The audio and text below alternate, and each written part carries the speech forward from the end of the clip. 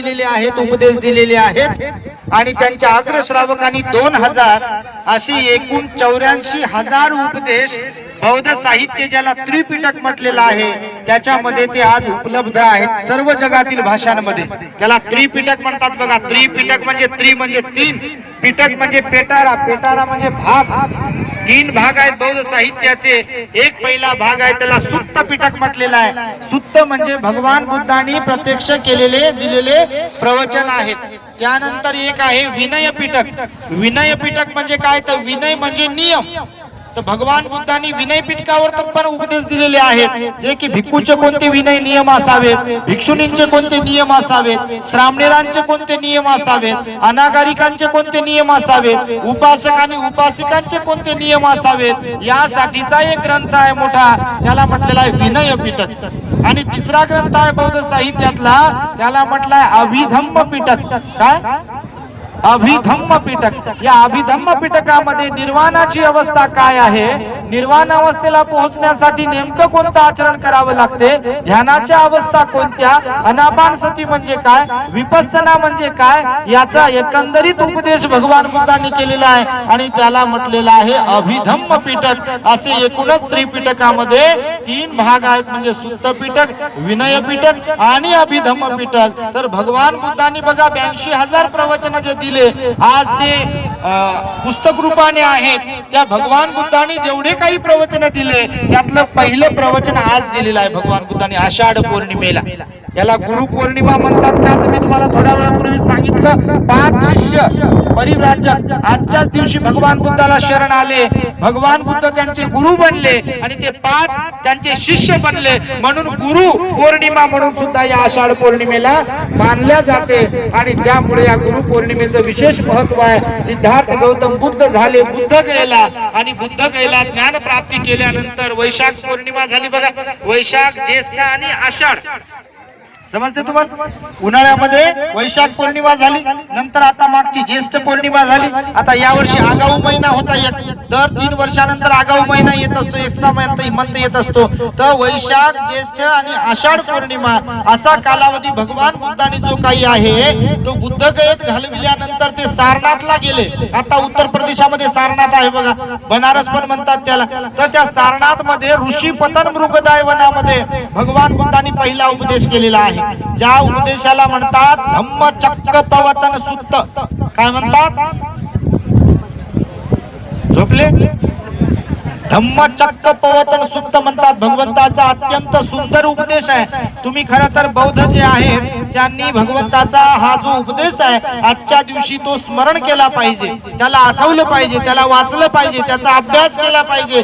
एकंदरीतच निर्वाणाची अवस्था काय असते, 31 भूमी कोणत्या आहेत या संदर्भात दुःखमुक्त होण्यासाठीचा उपदेश म्हणून भगवान बुद्धांनी आजच्या पौर्णिमेला 2500 वर्षांपूर्वी केलेला आहे. आणि हे या पौर्णिमेचं एक विशेष महत्व आहे आणि त्यामुळे ही पौर्णिमा गुरु पौर्णिमा म्हणून म्हटल्या जाते. आजच्या दिवशी सिद्धार्थ गौतमाने म्हणजे बुद्ध होण्याच्या अगोदर सिद्धार्थ गौतमाने गृहत्याग केला होता. जे घरदार सोडलं म्हणतो ना आपण, तर आजचीच ती पौर्णिमा होती. ह्याला आषाढ पौर्णिमा म्हटलेला आहे. तर आषाढ पौर्णिमेला सिद्धार्थ गौतमाने गृहत्याग केलेला आहे. एक तिसरी घटना या आषाढ पौर्णिमेलाच महामायेला गर्भधारणा झालेली होती. बोधिसत्वाने आजच्याच पौर्णिमेला महामायेच्या उदरामध्ये प्रवेश केला होता आणि म्हणून गर्भधारणा दिवस म्हणून आजच्या पौर्णिमेला संबोधल्या जाते. आणि त्यानंतर विशेष म्हणजे मी आता थोड्या वेळापूर्वी पण सांगितलं, हे जे भिक्षू तुम्हाला दिसतात, भिक्षू तुम्हाला जे दिसतात जगभरामध्ये, त्या भिक्षू संघाची स्थापना देखील आजच्याच पौर्णिमेला भगवान बुद्धांनी सारनाथ येथे केली, यही भिक्खवे म्हणून. आणि त्यामुळे या पौर्णिमेला विशेष असं महत्व आहे. ही पौर्णिमा आपण प्रत्येकाने धम्माचं आचरण करून साजरी केली पाहिजे. महिन्यातले 4 उपवासाचे दिवस सांगितले भगवान बुद्धांनी आपल्या बघा. म्हणजे रोजचं जीवन वेगळं तुमचं, परंतु उपवासाच्या दिवस तुम्ही धम्माचं आचरण केलं पाहिजे. बाबासाहेबांनी आपल्याला जो बुद्धाचा धम्म दिला तो फक्त जय भीम म्हणण्यासाठी दिला काय?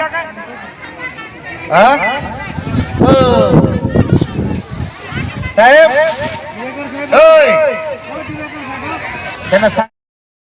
सर, आज वंदनीय बनतेजी आजपासून वर्षाचा प्रारंभ झाला आणि आज इथं जगतचा कार्यक्रम आयोजित केला होता. काय सांगा? आज बघा एक अत्यंत आनंदाचा दिवस आहे. बौद्ध संस्कृतीमध्ये जेवढं बुद्ध पौर्णिमेला महत्व आहे तेवढंच महत्व आषाढ पौर्णिमेला आहे.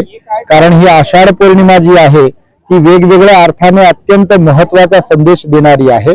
2500 वर्षांपूर्वी जेव्हा सिद्धार्थ गौतम बोधिसत्व वैशाख पौर्णिमेला बुद्धगया येथे बोधी ज्ञान प्राप्त करतात, दुःखमुक्तीचं ते ज्ञान वितरित करण्यासाठी म्हणजे त्या ज्ञानावर प्रकाश टाकण्यासाठी, अर्थातच त्या ज्ञानाचा पहिला उपदेश देण्यासाठी म्हणून आजची पौर्णिमा त्या भगवान बुद्धांनी निवडलेली होती.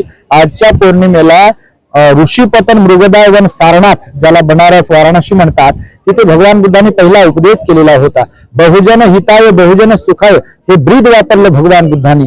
म्हणजे त्या काळामध्ये जी चातुर्वर्ण व्यवस्था होती, ब्राह्मण क्षत्रिय वैश्य आणि शूद्र या चारही वर्णांतील लोकांच्या हित सुखाकरिता भगवान बुद्धांनी शीलाच्या आचरणाचा संदेश दिलेला आहे. नैतिकता ही फार महत्वाची आहे जीवनामध्ये, सेवाभाव फार महत्वाचा आहे, शील पालन फार महत्वाचं आहे. प्राणी हिंसा न करणे, चोरी कर्म न करणे, व्यभिचार न करणे, खोटं न बोलणे, दारू गांजा बिडी तंबाखूचं सेवन न करणे, एक दुसऱ्याशी बंधू भावाचा व्यवहार ठेवणे, एकमेकांचा आदर करणे, माता पित्याची सेवा करणे, अशा प्रकारे भगवान बुद्धांनी उपदेश दिलेला आहे. बघा, मानवी जीवन हे परस्परावलंबी असल्या कारणाने सदोदित आपण काही ना काही एकमेकांना दान पुण्य करीत राहावं, शील पालन आणि ध्यान करावं. मनाच्या एकाग्रतेसाठी, मनाच्या शांततेसाठी आपण मेडिटेशन करू शकलो पाहिजे, ध्यान करू शकलो पाहिजे. हाही उपदेश भगवान बुद्धांनी आजच्या पौर्णिमेच्या दिवशी 2500 वर्षांपूर्वी केलेला आहे. दुसरी महत्वाची घटना म्हणजे आम्ही जे भिक्षू आहोत, या भिक्षू संघाची निर्मिती सुद्धा देखील आजच्याच पौर्णिमेला भगवान बुद्धांनी केलेली आहे. आणि त्यांना चरत भिक्खवे चारिकन बहुजन हिताय बहुजन सुखाय अशा प्रकारचा एक संदेश दिलेला आहे. लोकांवर अनुकंपा करा आणि लोकांना धम्माचा उपदेश करा. आणि त्यामुळे ही सदोदित परंपरा चालत आलेली आहे वर्षावासाची. आजपासून वर्षावासाला प्रारंभ होत आहे आणि त्यामुळे 3 वर्षाचा वर्षावास असणार आहे. आषाढ पौर्णिमेपासून म्हणजे आजच्या पौर्णिमेपासून येणाऱ्या अश्विन पौर्णिमेपर्यंत म्हणजे 26 ऑक्टोबर 2026 ला वर्षावासाचा समापन होईल. अशा प्रकारचा कार्यक्रम आहे. सकाळपासून इथे बघा विशेषत्वाने जर सांगायचं झालं तर अनेक म्हणजे 10-11 डॉक्टरची टीम इथे आलेली आहे. आपण इथल्या संपूर्ण परिसरातील आणि इथे कार्यक्रमाला येणाऱ्या नागरिकांसाठी मोफत आरोग्य शिबिराचं आयोजन केलेलं होतं. त्यानंतर भोजनदान होतं, भिक्षू संघ भिक्षुणी संघाचं भोजनदान होतं, श्रामणेरांचं आणि उपासक उपासिकांचंही भोजनदान होतं. असा कार्यक्रम इथे एकंदरीत धम्मदेसनेचा पण झालेला आहे, भोजनदानाचा पण झालेला आहे. आणि विशेष म्हणजे इथे बुद्धगयेवरून आणलेला म्हणजे बुद्धगयेच्या बोधिवृक्षाच्या बीजापासून निर्माण केलेला एक बोधिवृक्ष आहे, पिंपळाचं झाड. त्याला आज 2 वर्ष पूर्ण झालेली आहे, त्याचाही वाढदिवस आहे आणि म्हणून बोधिपूजा सुद्धा इथे संपन्न झालेली आहे. काय आव्हान करणार? आज भारतामध्ये जर परिस्थिती तुम्ही पाहिली कोणत्याही जाती धर्मामध्ये, कोणत्याही संप्रदायाच्या लोकांमध्ये, तर आम्ही नेहमीच सांगत आलेलो आहे की रंगाला महत्व दिले जात आहे. इथे धर्माच्या गवगवा करणं, धर्म माझा श्रेष्ठ, माझा धर्म श्रेष्ठ याला महत्व दिले जात आहे. परंतु हकीकतमध्ये महापुरुषाचा जो विचार आहे तो अंगीकारला जात नाहीये. हीच मोठी आपल्या देशाची मोठी खेदजनक परिस्थिती आहे. आणि म्हणून महापुरुषाचा विचार हा आत्मसात करण्यासाठीचा असतो, त्याचं अनुसरण करता आलं पाहिजे, तरच आपल्या देशाची घडी सुरळीत बसू शकते आणि परिवारामध्ये सुद्धा एक चांगलं समृद्धीचं वातावरण तयार होऊ शकते, सौजन्याचं वातावरण तयार होऊ शकते. आणि म्हणून प्रत्येकाने एकमेकांवर प्रेम करावं, एकमेकांना समजून घ्यावं, कधी कुणाला दुखू नये, कधी कुणाला त्रास देऊ नये. हाच भगवंताचा शांतीचा संदेश आहे. वैराने वैराला शांत करता येत नाही, वैराला प्रेमाने शांत करता येते, संयमाने शांत करता येते. हाच भगवंताचा उपदेश आहे. ठीक आहे.